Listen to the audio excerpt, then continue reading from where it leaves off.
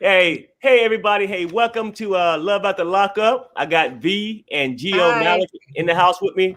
And while we let people come in the room, I just want to give people an update on Sharrell. If people who don't know me, I'm Perry Sanders, Sharrell's husband. But I want to let you guys know that her progress is up and down. Yesterday was a pretty good day. This morning about 2 a.m. in the morning, I thought I had to take her to the hospital. It almost went back to day one again. But this evening, she's starting to feel a lot better again, but still resting and stuff like that. So this progress may take a little bit. But I just want to give you guys that update before we get into this show. But is there anything you guys want to say about that real fast before we get into it, everybody? Yeah, we're still praying for Sharrell, and I hope you guys are still praying for Sharrell too. We want her to get better soon. Yeah, we still praying for Sharrell. You know, Sharrell know we got her. You know what I'm saying? We got her. That's right. Okay. So let's get into this show. I'm gonna tell you something. Like this, hands down, has to be the best show out there. Now, Real Housewives of Potomac was great, but this, as far as like 90 Day and these kind of shows, hands down the best. Every week you getting something. I guess anytime you're dealing with criminals, something good got to happen. You're going to get some kind of entertainment somewhere, somehow, right? And you know what? I'm loving this thing. I'm not sure about y'all, but I'm loving it. Yes. And what I'm going to do is just go down to couples and just, we'll discuss and see. Lay it out there. Lay it out there. Right? And let me start with my favorite couple. And you guys know my favorite couple is Brittany and Marcelino. Yeah. Best storyline. They got, it's real. You know what I mean? And so compassionate. You know what I'm saying? Like the things that Brittany's doing for her mother is just off the charts. She has a wonderful daughter to go out there and do these things, to put that effort in, because it's so easy to give up and let that person be there. So on this episode, that they still in Alaska, and they're fresh off of talking to her grandmother, and that didn't work out too good. But Brittany just feel like, hey, before we leave, let me just try to clear everything that's causing her PTSD and stuff from Alaska. Let me just go and let her face her fears. So she actually ended up taking her mom to the burn site where her mother almost died. Right. And that's a sad moment when they get out the car. It's like you can see the anxiety and everything just popping off and everything. It's just going, and she can just barely even make it all the way up to the site. Right. But Brittany's there to comfort her and stuff. And with this story, she gave Brittany more insight on what happened. We're not gonna get into total details and stuff like that, but it was an explosion in this little small cabin that she was in. And it could be that she did it herself. It could have just been something that happened. She said she just lit a cigarette. Bam, it happened. But she was giving her background on it, saying that she just felt all alone, that nobody loved her, nobody cared. So I hope you guys see where I'm going with this without getting too detailed. And that is sort of wild, and it's very touching. V, it's really touching. Well, I was kind of blown away when she asked her mother, what's her mother's name again? Cynthia. Yeah. Was she trying to commit suicide? Well, I ain't want to say that word, V, but I'm sorry. That's why I was being passionate. We good. Go ahead. I don't know the other word for that. Did she try to take her life? Right. Okay. Yeah. Did she try to take her life? I was kind of blown away about that, and I think Brittany was too, because it seems like to me Brittany was shocked to hear that, because she might have been hearing it for the first time. It seemed like the first time. The first time she was hearing that, and I was surprised at that too, because she was saying she just felt like nobody cared about her, or that she was all alone, and she just wanted to seem like she just wanted to end it. So that kind of blew me away a little bit. It was kind of something I wasn't expecting. What you think, Gio? I think that it was good that Britney's breaking that cycle of those years of those 3 generations of drug abuse, can't say that Yeah. word, say that word either, drug Oh, let's see what's another word, drug substance of their family and stuff like that. Right. It's good that she's breaking that cycle, but I think that it shook her to her core to know that her mom was, you yeah. know, gonna take her own life Right. Yeah. Yeah. over feelings. Can you plug this up for me, please?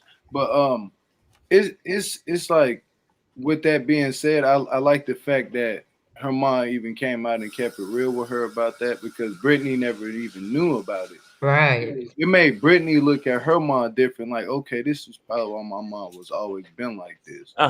So I'm happy that the fact that they are able to bond, beyond a limit of being a mother and a daughter together.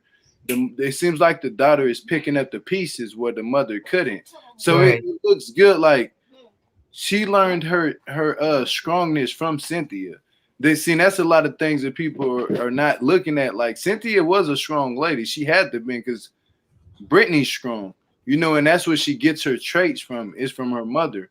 Their strong woman is just, the substance that they was using before made them vulnerable and weak to anything at the time when they was being high or whatever. But now their lives are totally changed. So Brittany is the strong figure for all of them right now. But I think I would say that the mom and the grandma had something to do with her strength coming from that, even though they was doing what they was doing. And it's a good thing that that Brittany can go and take her mom through the bad trials and tribulations that she been through to overcome those things. So yeah, it's a very good thing that she's doing that. I'm proud of Brittany. Do you guys think that this is actually helping the mom? Helping? Now, you know what? Now I say this. That's what I was gonna say. To me, with that kind of thing, you would never know until later down the road. But they say, like, to share those experiences when you have these, like, face your fears. And I think it's a good opportunity for both of them. She let her daughter know, which she never knew all these years. So when you start to open up to release this guilt and things that you got in your soul, you know what I mean? Yeah.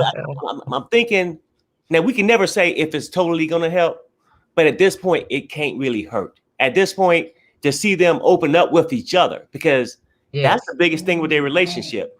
Yeah. Now Brittany knows what her mother's going through, and why. Yeah. And now her mother feel like she sort of released it, like, cleaning out the closet kind of deal. Yeah. So to me, my prayers are out for them, because this is a very serious thing. I wanted to hit them first, because it's like always that couple that get the seriousness now before we get to some of these other people that is more laughable. You know what I mean? Right. But, I mean, actually, at this point, I actually do think that it was a nice breakthrough for both of them.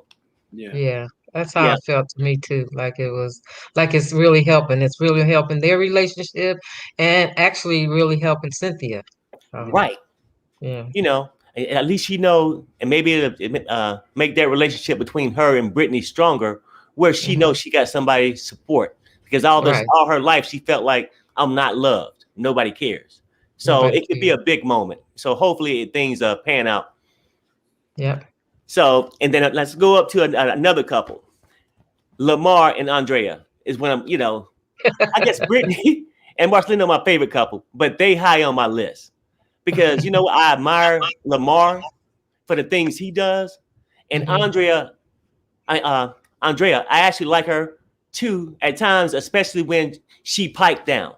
Yeah. But I really truly admire him to the fact that, from a guy that came from the streets, that's been locked up, and coming out and having a family and things like that.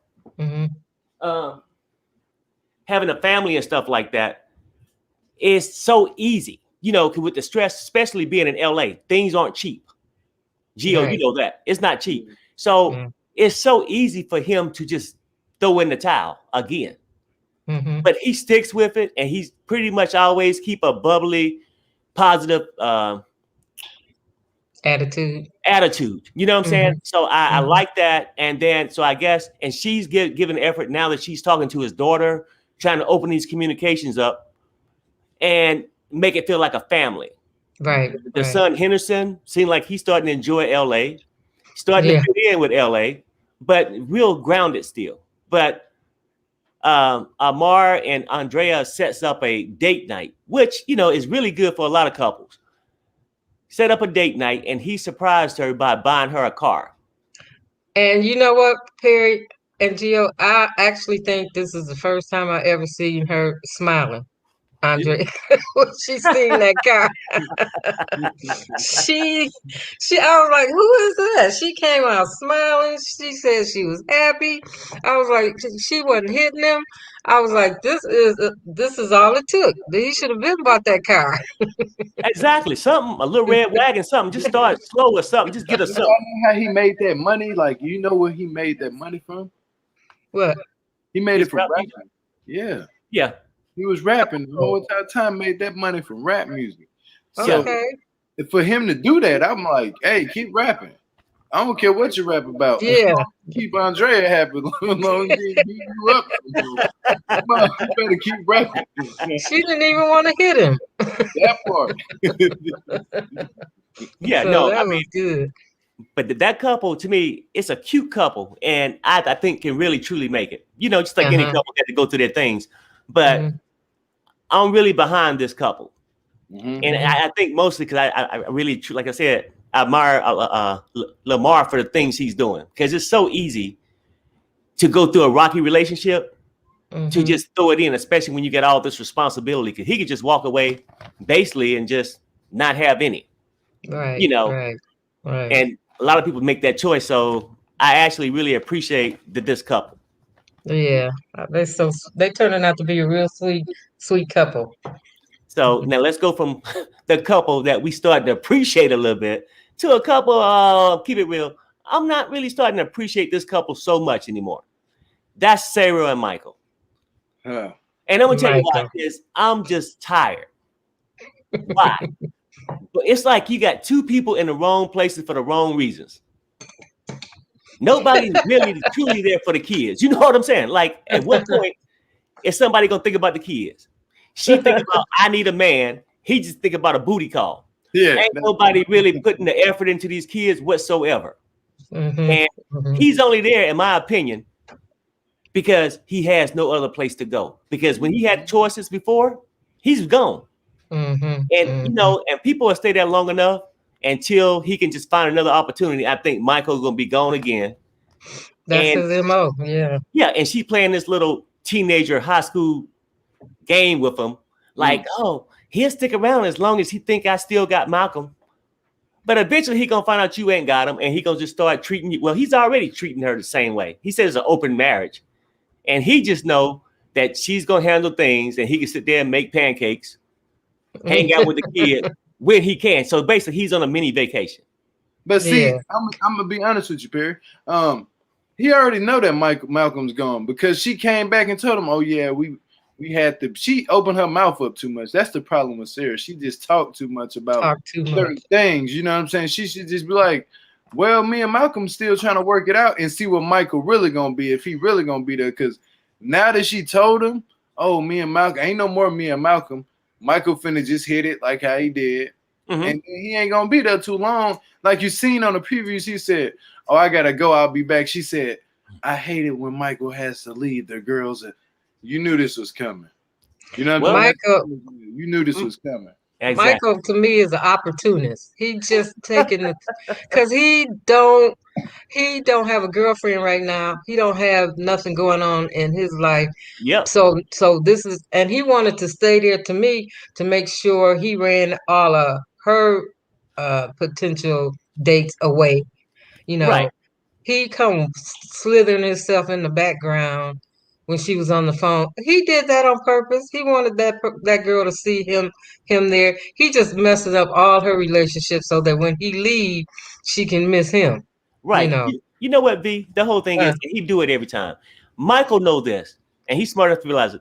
He benefits more when she's stuck in that house lonely and watching those kids. So anytime you get a prospect that might want to stay over 2 or 3 months, he gonna come back from Florida, California, Texas, anywhere. He gonna fly back in. Hey, mom. He gonna do something. He gonna do something for a little bit to break it up, and then once she get latch back on him. It don't take but a couple seconds, Right. probably less than a minute. Then he off to something else. Yeah, then he gonna go off on spring break again. Mm-hmm. So he gonna go back to one of them older women that he already had. You know, not older women like an age and but one of his old exes that he already had. He gonna go right back to one of them. It's gonna be the one that was either in Florida or the one that was in Texas. I think he's gonna end up back with the girl in Texas. He just want to stay there to make sure he mess up stuff real bad for Sarah, so she don't have nobody, and then he gonna go his way. That's how slithering he is. Thank you, B. And I tell you what, Gio, and I'm not even gonna say he gonna go back to one of his ex and all that stuff. Michael gonna go anywhere outside of Sarah. Period. Yeah. He gonna come back in with inside of Sarah. Yeah, right. New dude. It's weird that everything goes downhill for him. It's like he purposely put stuff downhill for himself. Dating other chicks, like he just want to smash or whatever and keep going. And when Sarah he's so focused on when Sarah got to do. Soon if Sarah be like, Michael, I'm doing good. I got a guy now, you know, and he come back to New York. He's gonna go out to New York. Oh yeah, I'm just here to see my daughters, and he gonna walk all in the house. Sarah, dumb self. He been tripping every time. The whole time she had a boyfriend, he been tripping. But and she unlocked the door for him. V. She keeps the door unlocked. Yeah, right. Like even the people that live in the safest neighborhood with chain fences and barbed wire keep their doors locked. This man just freely walks in the house like, "Hey, I'm home. You guys have been gone for 2 weeks." Yeah. What? Like exactly. And you know, and you know, before we get to the next couple, a lot of people sometimes want to look at her friend. I think his name Emily or whatever the chick name that called her. Emmy. It's a weird name. It's something like that. But it's just one of her friends. She ain't that important. Right. But that this person stuck with this chick. I mean, I'm saying as far as the story, you know what I'm saying? Like, you know, she calls her up and find out that Michael's still in the house. And she's like, hey, basically, yo, girl, what you doing? You know what he's like. Oh, no. Now she want to be all shy about it and act like nothing's going on. We're doing all this better. Right. And then while they talking, he'll come and lay in the room because he's trying to just make sure that she don't say nothing. You know, make sure the girls see him and all this stuff. But it's Sarah's fault. Sarah goes in there every time she had a problem. And we know Michael don't dump her 9 to 15 times. So she go to Emily or whatever this chick name is.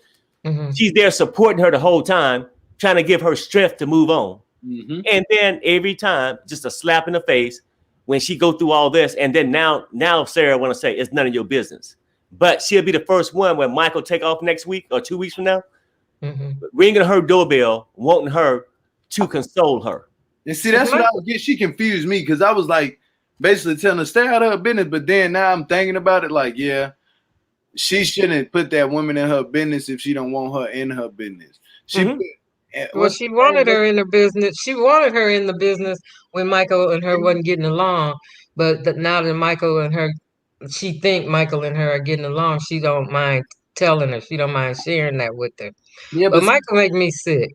Yeah, but Amy, you know, Amy, at first I was taking it as, okay, Amy being a little bit too nosy, you know. I was thinking about it like, okay, well, who to say? I remember when she the one with the tattoos on her arm, like she had the, and when it was at the little birthday party and stuff for the baby, and Malcolm was there, and she was like right beside both of them, like, oh, Michael's here, you know, like she was talking to Malcolm. Wasn't she the one? And she was with Sarah at the the restaurant, but the bar when she was kissing all up on the other guy. Right. Yeah, that's who she was hanging out with. Yeah. Sarah obviously must be running her mouth to her for her to be in Sarah's business about Michael. And so I wasn't getting that, but now I see it.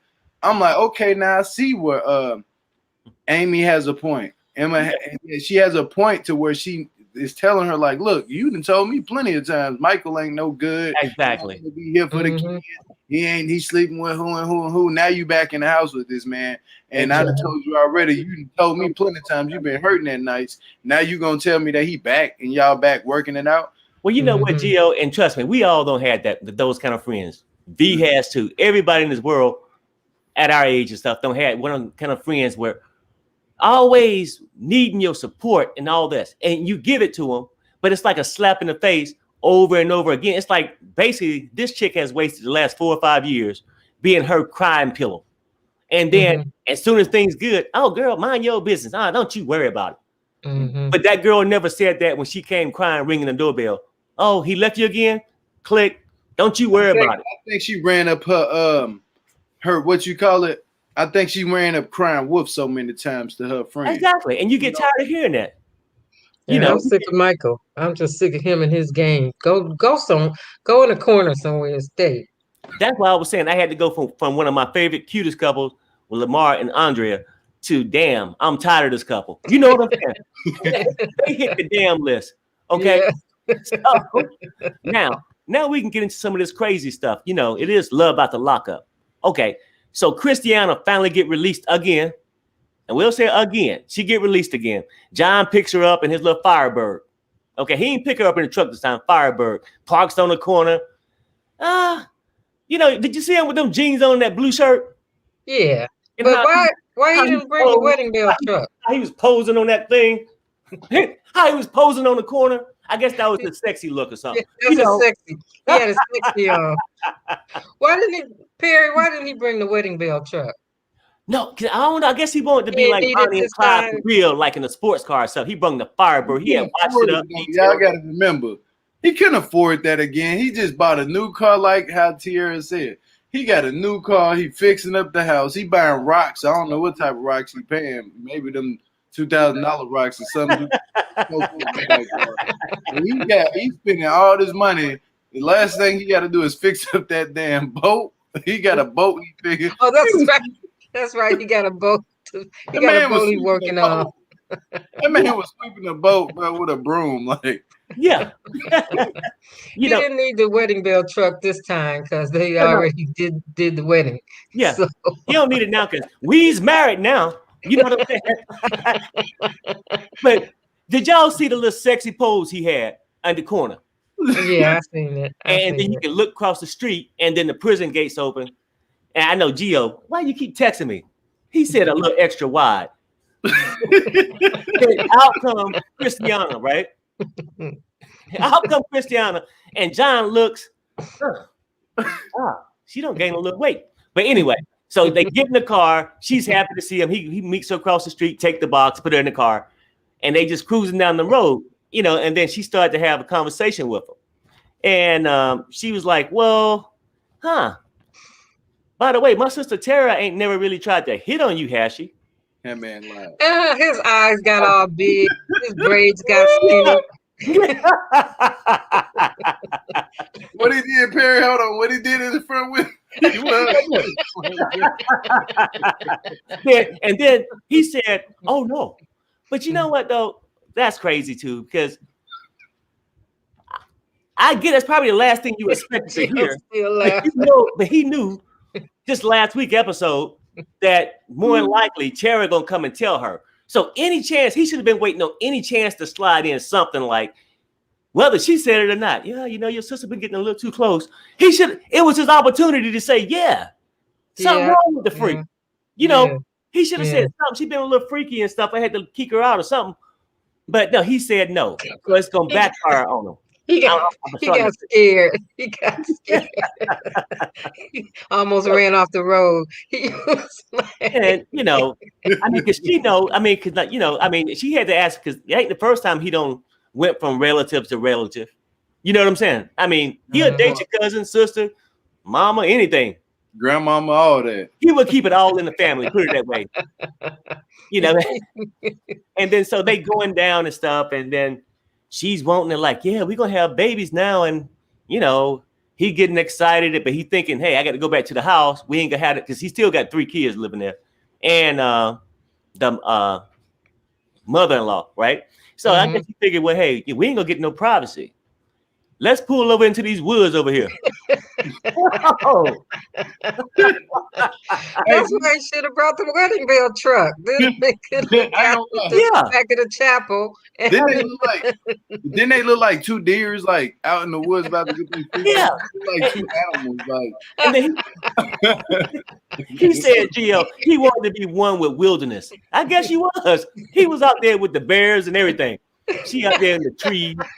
Beverly Bell was walking out there. The Bell didn't keep by and looked at them and said, ugh. Bless you. The Bell said, I don't even want no parts of that. That's ugh. Yeah, that is crazy. But then going to the next couple will be Quaylen, Chevelle, and I got to add this other name in because this episode was pretty much about Quaylen, D-Mark. Chevelle, and D-Mark, right? D-Mark. So they leave the little county fair. I guess they go to the hotel and stuff, and they all riding together because remember, Quaylen don't have a car. So D-Mark mad, but he's still doing whatever. So he finds out that Quaylen proposes, so he's really steaming, you know. Quaylen and Chevelle goes into the room on the couch talking, and you know, I don't know what kind of game she really playing either at certain times. You know, the guy don't gave you the ring, and you working it out, but then you can say, "Well, I think we should stay in separate rooms tonight." So, Well, she's still mad now. She accept the ring, but she's still a little uptight about the cheating. So okay, she's like, you just can't come hopping back like that, happy like nothing didn't happen. I mean, but she did take the ring, though, B. She did take the ring. No, I'm just saying. I'm saying, like, I mean, She did take the ring. She didn't put the ring on hold for 24 hours. What D-Mark told Quaylen? But he said, when they say who stand up there, do y'all accept this couple? He said, I'm going to say No. You know what, though? D-Mark is really upset. And I'm starting to like D-Mark. I really am. I mean, because he's sticking up for his cousin. I mean, because he thinks that Quaylen is not the man for her. So basically, when he's leaving the room to go out, I mean, leaving Sharrell's room to guess, I go downstairs to get his own room. I don't know where he was going. He was going somewhere. We had that luggage. Get his own room. She said he had to stay in his own room that night. And then guess who he ran across in the hallway? D-Mark. D-Mark, mad, on fire. They have words. Then the shoving went along, and then they basically got into a fight, but the crew broke it up. Yeah. I mean, is this the first fight we don't see on Love After Lockup? No, Brittany, I can't say that. Marcelino whooped the mess out that man. Oh, yeah, you're right. You that was a real fight, though. And Lamar get beat up every week. You forgot. Yeah. Who? Lamar get beat up every week. Yeah, Lamar get beat up all the time. I'm wrong there. And you're right. And this don't, I mean, because they didn't do that much, but they both pushed each other, pull their pants up. You know, I guess that's the one thing when you sag, you lose the advantage when you got to go and fight somebody because you got to swing, pull. You see what I'm saying? But then, I don't know what I'm thinking about anyway, because Destiny beat up Shawn way more than that on a weekly basis. Yeah. Anyway, back to this fight. So they go through this whole fight, and then the next morning, I guess, it's time to actually go back home. Mm-hmm. Here come D-Mark, pulls up. He got a Range Rover too. That's nice. And I was like, oh, check him out. So they come out, and I'm thinking, well, is he gonna let Quaylen in? Quaylen just go and jump in with her daughter. What's her name? Maisha. Maila. So pretty. So that's a pretty baby. Mm-hmm. And so she's talking to D-Mark, and he was like, oh, no way, I ain't doing this. She was like, just make up in front of my daughter. Which I get it, you know, because that daughter, she got feelings for Quaylen and Uncle D-Mark. You know what I'm saying? Yeah. So they go there and do like a little weak hand slap. That shit was funny. She was like, that's not nice. She was like, y'all ain't faking me with that. And they had to fake the little hug, you know, and both of them mad. But mad. That is a trip. I don't know where this relationship gonna go, how it's gonna work out, but D-Mark really ain't having it. D-Mark, don't you think D-Mark a little too invested? I mean, to get to the point where he's fighting about it. Come on, D-Mark. I think he's just looking out for his cousin. The reason why everybody keeps saying he's too invested, remember, D-Mark was in prison before, so he know the mentality that these guys have when they come home from prison, from whatever time they do, they get to doing that to women. And he knows the game because he sees the similarities that he done to women before that is on his cousin. So he see Quaylen's game. Before that's why but I ain't gonna lie, Quaylen ain't no punk. I've been telling y'all, that dude Quaylen did 12 years. He wasn't in prison just sitting there letting anybody just touch him. That man was in there putting the beats on people. You see him? Yeah.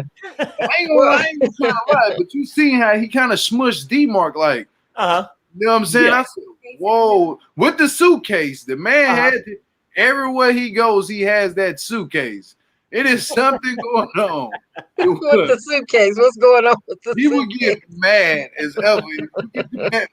I look at it this way: once you get to messing with that man and he got that suitcase, all hell gonna break loose. Yeah. You better be worried. You better be worried. That part, all hell gonna break loose. You don't mess with the suitcase bandit now. You don't mess with the suitcase bandit. But I'm thinking he had that thing because didn't he leave the airport and then he caught a cab somewhere and then he walked the rest of the way to the fair with that suitcase? With that suitcase, yeah. But all right, and all this supposed to be the next day. I said supposed to be, right? You know, I ain't part of the film crew. But so they went to the little thing and then went there. But just a little tight note, I noticed in between the shoving, at one moment I could have sworn I seen the suitcase there.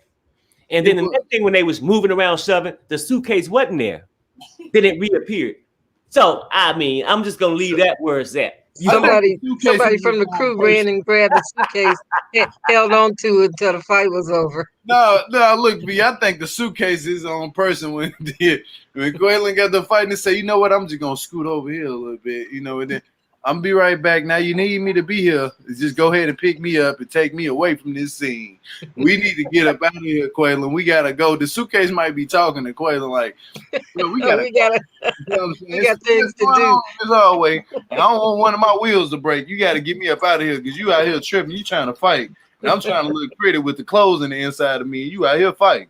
Come on now. And I don't know why Chevelle was mad at the crew. I don't think she was mad at Quaylen and D-Mark. It sounded like she was mad at the crew. Y'all shut this down. She was embarrassed because the crew caught it the crew had caught it in the hallway. And you know that, man, these people looking for some action. They said, I bet the crew, the producer was like, hey, let tell Quaylen to come outside. I bet they went in there and started it. And we're gonna let him go walk down the hallway. D-Mark, are you gonna come down the hallway too? And we need you to get something. And next thing you know, they bump heads. They weren't even thinking about like, damn, they just set us up. Cause where was D-Mark just hanging out in the hallway? No, he was going to his room. He was gonna go to his room that he had booked. But ran into Quaylen, and that's when they both exchanged words. Well, that's the whole thing, though. They was already at the hotel. If Quaylen and Chevelle had already sat on the couch and was kicking it and had a little conversation and everything, put the baby to bed, he should have been in his room. That's what I'm just saying. You know, I'm not gonna get into how they want to just set everything up. But it was ironic that as soon as he come out right there, yeah, there go D-Mark. Just happened to be hanging out in the hallway. They ain't getting no ice or nothing, just hanging out there. WeTV messy.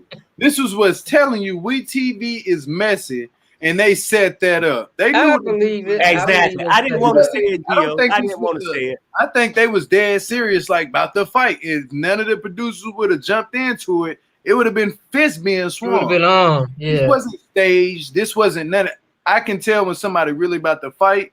Yeah. And Quaylen, when he pulled up his pants like that, that's a fighting stance that you about to get ready to throw hands.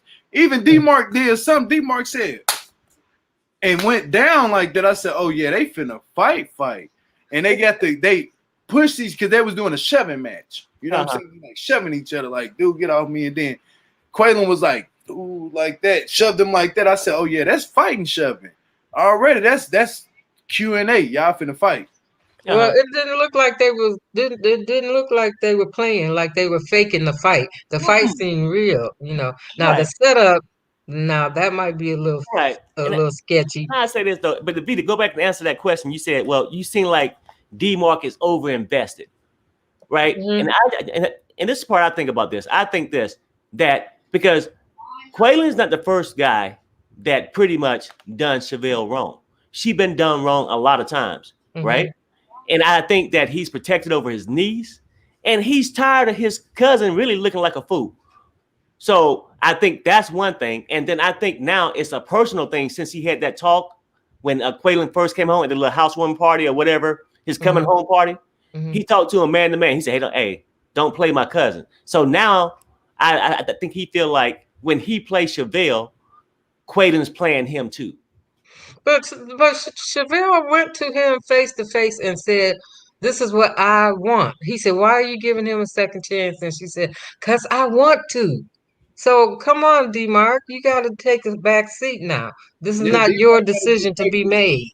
D-Mark got to take the L and realize all that stuff. Man, karma is something else that'll come to you in so many different ways with the people you even love. And that's all what that is for D-Mark. He got to see exactly how he did the woman.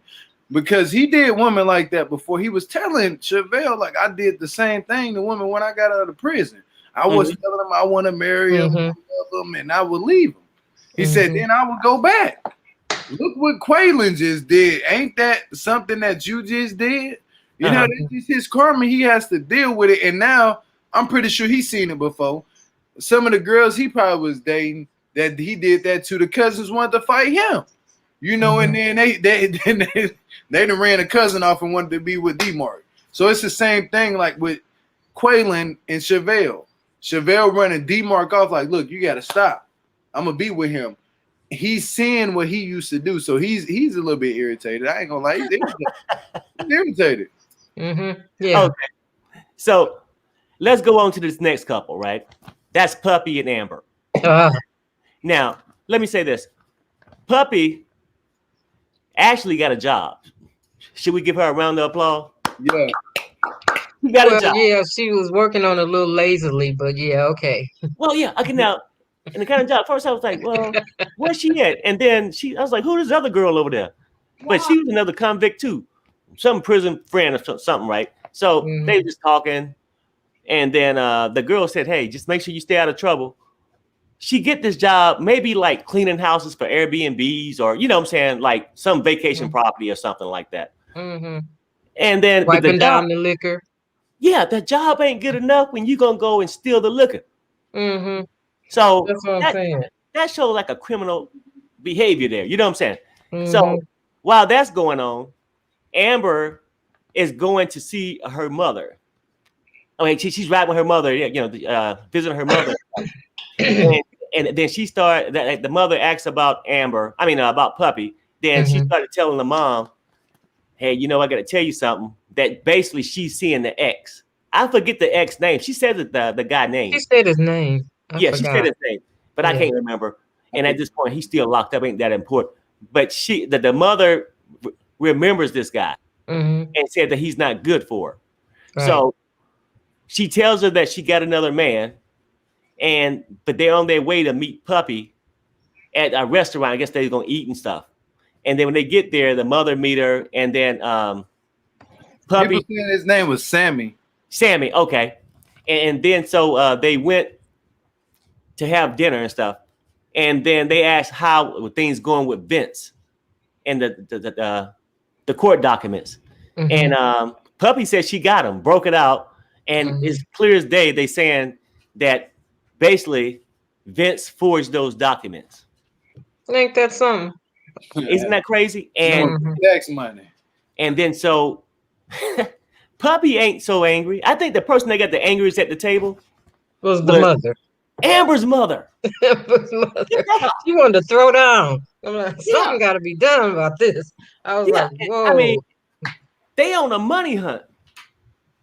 They on a money hunt. So I'm just saying that's crazy. And neither one of them can afford another strike. Right. But Pierre, tell the truth. Tell the truth now. I'm gonna be so real with you. Amber, Puppy, and Vince. What comes to your head? What's the first thing? What's the first word that comes to your head? Just be honest. Con artist. All three of them scam. Yeah. But this is what comes to my mind. Vince should be the one in jail instead of Amber. Vince is a crook. He might be on his way there. He keep doing stuff like this. They might switch roles. So now they trying to come up with a plan to basically either blackmail him. I don't know what they're gonna do, but they basically after Vince for some money. How they gonna get it? I don't know. They trying to figure out some plan. They're gonna ride down on Nevada. They said the mom is egging it on. Y'all gonna do something. And you gonna do something today. Whoa. Yeah, y'all gonna do something. I don't care what it is, but go do something. So I don't really she got a criminal mind. Yeah. It's almost like he mad because she out of jail. Yeah, looking for a reason to go back. I think the mom and Vince gonna be the ones back in jail next season. Yeah, you know what? We gonna be doing Love After Lockup for Vinny and for the mom, and Amber and Puppy be visiting them. Vince might be there. I mean, Puppy got to visit him because he the daddy, and Amber got to visit her because she the mommy. Yeah. No, I mean, all that is just crazy. But and then because I was looking at Amber, I remember when she got the job, she was doing good. I'm not going back. I'm not going back. Right. And I'm thinking, she's really trying to change her life. Mm-hmm. But she's more conniving than anything else. Mm-hmm. I mean, she got this girl thinking she her lover, and she's sitting there right in the prison talking to Sammy. What's up with that? She ain't responsible for what Puppy think. Puppy's the one that came out of prison and said they was gonna be all together. She never said that to her. You're right. She never said that. No. That's Puppy criminal mind. I don't know. But if Amber was smart, when they make this trip to wherever they're going, to Vegas or wherever to find Vince, Amber probably shouldn't go. She probably shouldn't. Because the other two don't mind going back to jail. They don't mind. Mm-hmm. But Amber really don't want to go back. So maybe she should just let them two go take care of it. So you got that going on at the dinner table, and then I think Amber's mother was like, "Well, you lost a little weight," or somebody brung this up. I can't remember who brung it up about Puppy losing weight. People wasn't really saying it on the show. Like it was just that we noticed it. Oh, well, I know. We noticed it as the viewers. I forget if somebody did say that, but I noticed it. You know, and I noticed, and I'm looking at it. I'm looking like, as soon as they put the camera on Puppy, I'm like, what? I was just like, didn't last week we see her look totally different? Now this week, she looking like a whole. It's like she done lost a good, I would say 60, 80 pounds. Fast. That ain't no weight diet plan. That's not that. That's something else. Like allegedly, I would say she's doing something. I don't want me to say what I think she's doing, but I think she on heroin. I'm gonna be so honest. Well, I don't know what she on, but I mean, it was a drastic change. You know.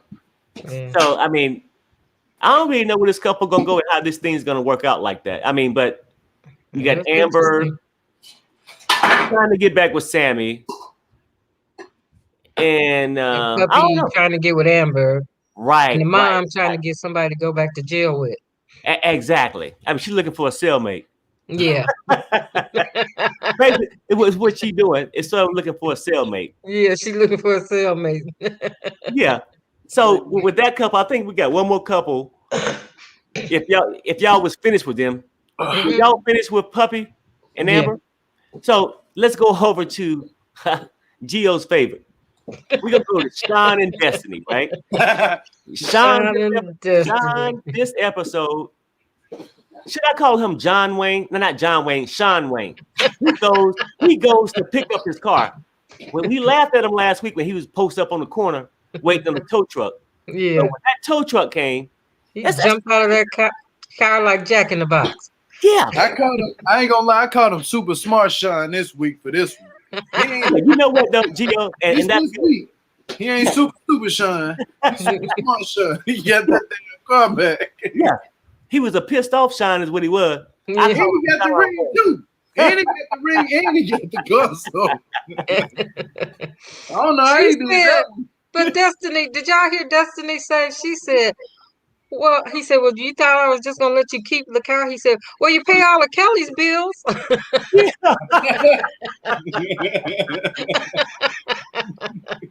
like, you can pay mine.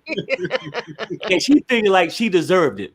Yeah, that's how she said it. I mean, Well, that you man pay all ain't of seen Kelly's you. bill. You know I need that car, even though I can't stand What you. he said, but my kids are there. Yeah, you damn right. Tell them what the real deal is. The reason why you paying the rent over there, your kids need a place to stay. So hell yeah, you better pay that rent unless you want all your kids out in the street. That's Right. a good look. A father out here with all these kids and you putting your kids on the street. Boy, you better pay them bills. Forget Destiny. Right. You take your car back and take your credit card in the ring and go pawn that ring and pay some more bills. That's what I say. Well, Super smart Shawn. Destiny's idea was for him to continue to pay her bills while she hated him, Right. or she kept hating him.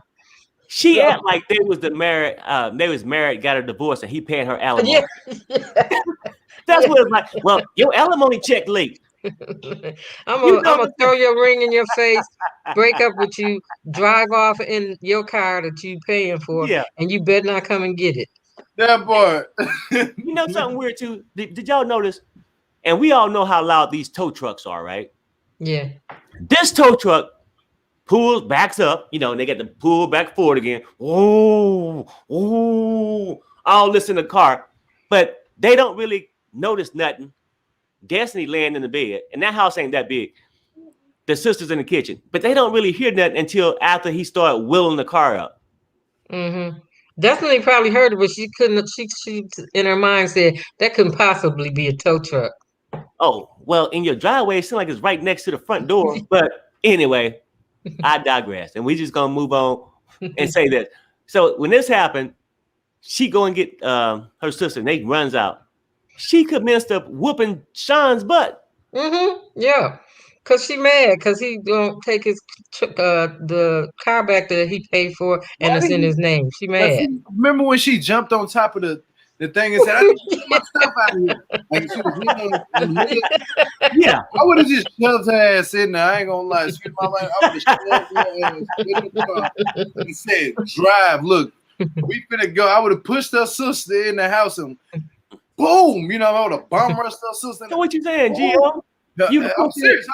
I would have bomb rushed her sister and tell him to drive off. Drive her ass. We finna take her to the probation officer, and matter of fact, we gonna take her to the what's that, the bail bondsman, so I can go ahead and resign these papers, so I ain't got to deal with it. I'm gonna leave her ass right here at the bail bondsman, and if she run down the street, y'all know I ain't got that $50,000. I mean, but something like that, can't he just go and turn her in at any county jail or something? Nah, he got to go to the bail bondsman first to sign that paper. And once he signed that paper, she get to run it.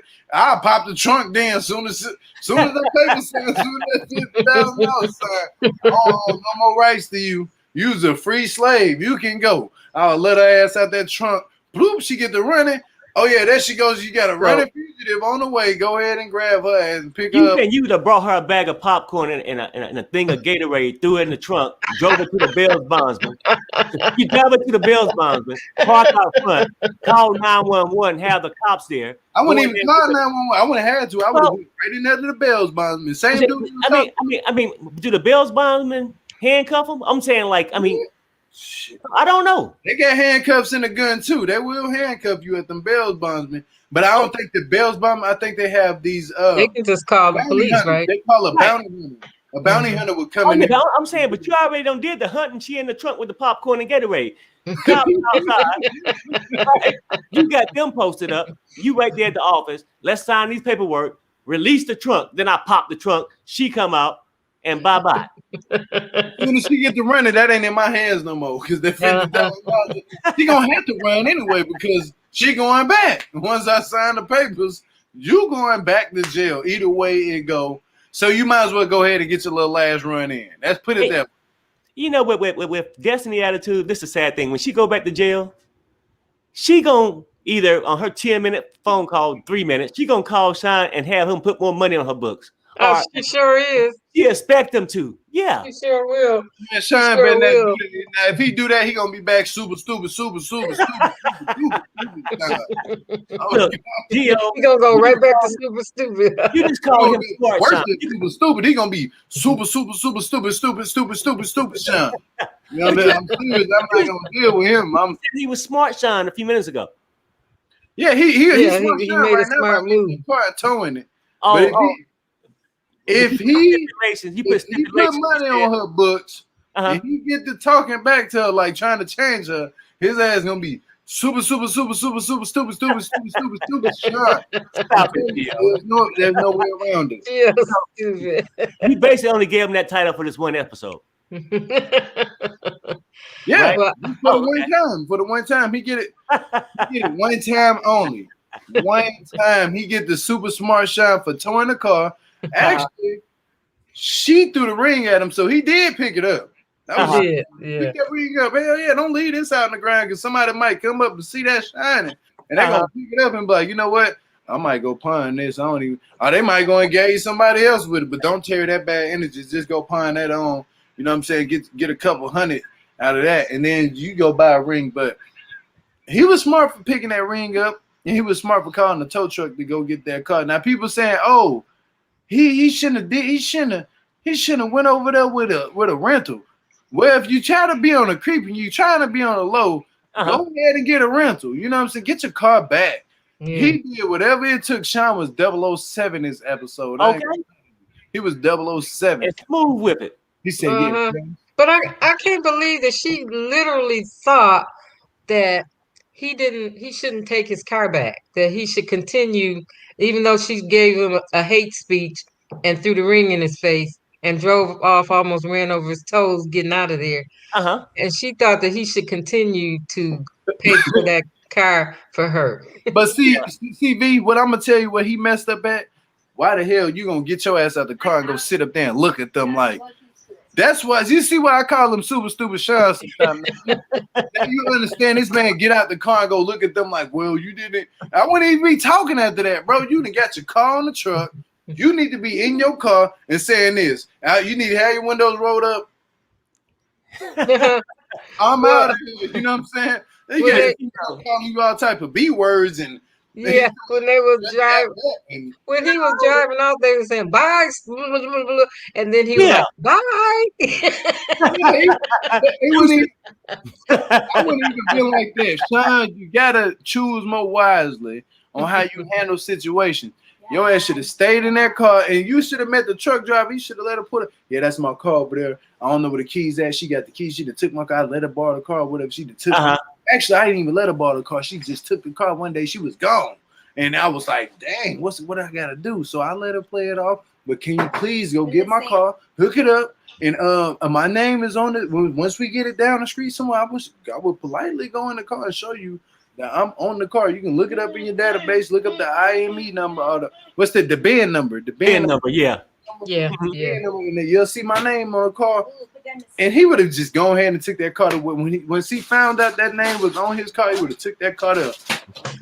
Well, that take it anyway. She cannot try to bribe nobody. Now, this is the part I don't get. She must be super stupid. Destiny. She's gonna try to bribe this man and say, "Pay me for the car." Hey, yeah. I look like I lost my mind. I looked at the camera like, "Pay you for what? This ain't even your car. Like you ain't even got no money. You just came right out of prison."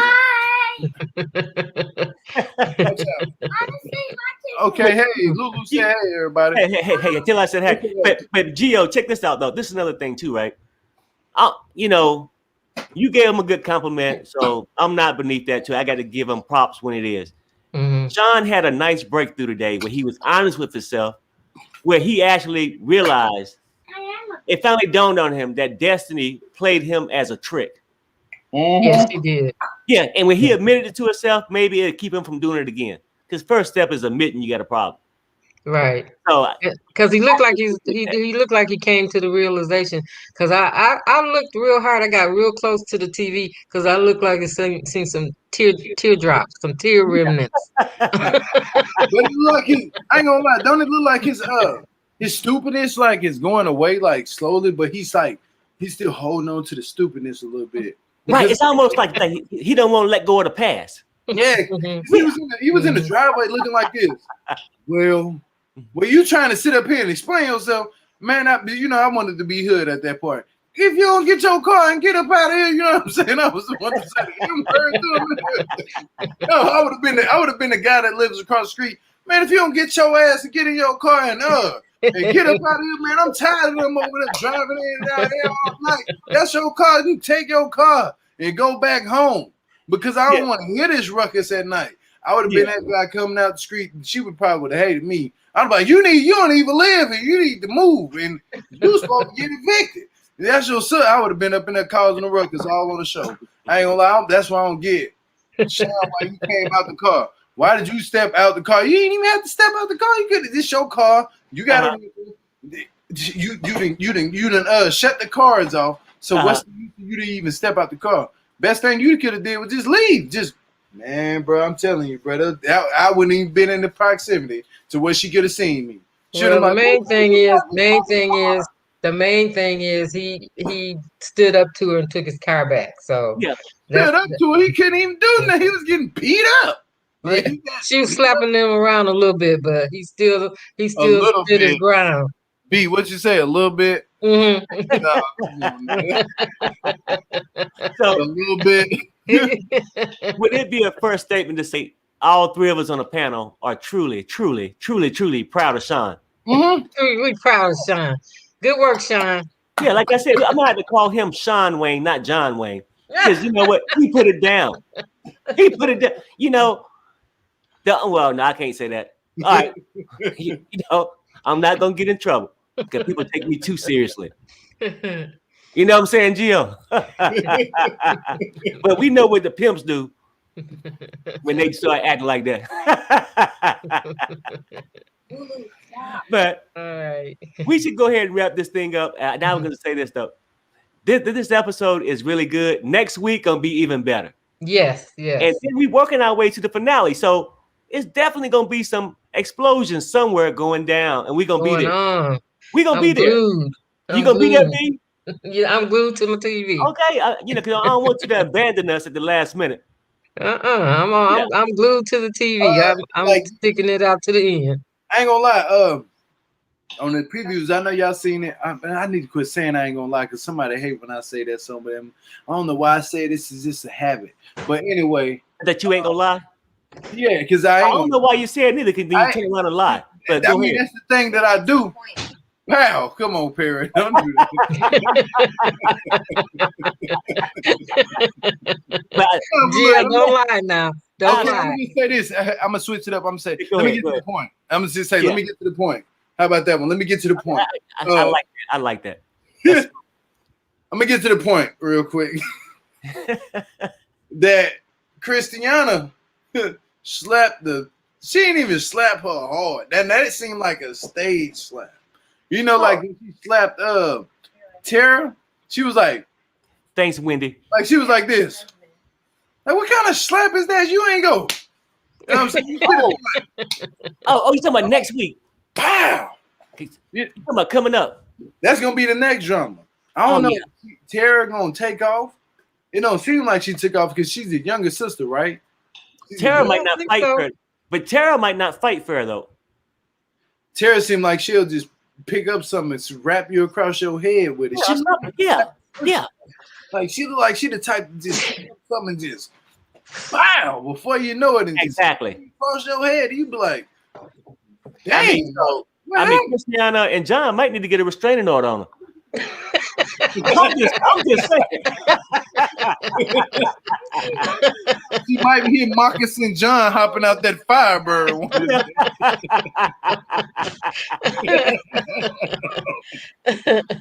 But anyway, hey D, thanks for joining. Gio, thanks. I mean, and Thanks, Perry, for joining too. Yeah, thanks, Perry. I'm gonna have to thank myself. He said, "Thanks, Perry." It's not the same. I mean, I truly can't wait to Sharrell come back. And she did watch the episode, but she's tired. She can't do it, and she is beating her up that she couldn't be a part of it. Yeah, So- we miss Sharrell. We miss Sharrell. We miss when she used to tell you, "Shut up, Perry." We I miss- know. You know what though? But I can get used to not hearing that. Well, you know what? I could help her out. I could help her out, Perry. And you did. And you did. Thank you, Wendy. What she say? Who was in charge of shutting Perry Yeah, up? telling Perry to shut up. Yeah. And then she tried to point at me like Gio. I'm like, oh man, no, Yeah. I mean, but like she hired Yes, a I did it last week. I ain't did it never. That's my father. I know. No, boy, shut But up. you let B talk to me like that last week, though. It hurt me a little bit.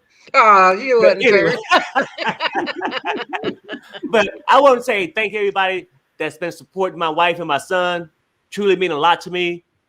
Thank the mod. I probably thanks to all the moderators. Appreciate what you guys do. Hopefully I can talk to you guys soon. But I just want to say thanks to everybody. Thanks for all the super chats. Like my wife said, you don't have to give, but you do. We appreciate it. And on 3, everybody, let's say Thank bye. everybody. Thank Oh, all but- the people that's been concerned about Sharrell and asking about her health. Oh, I didn't do that? I thought I did. You I bet.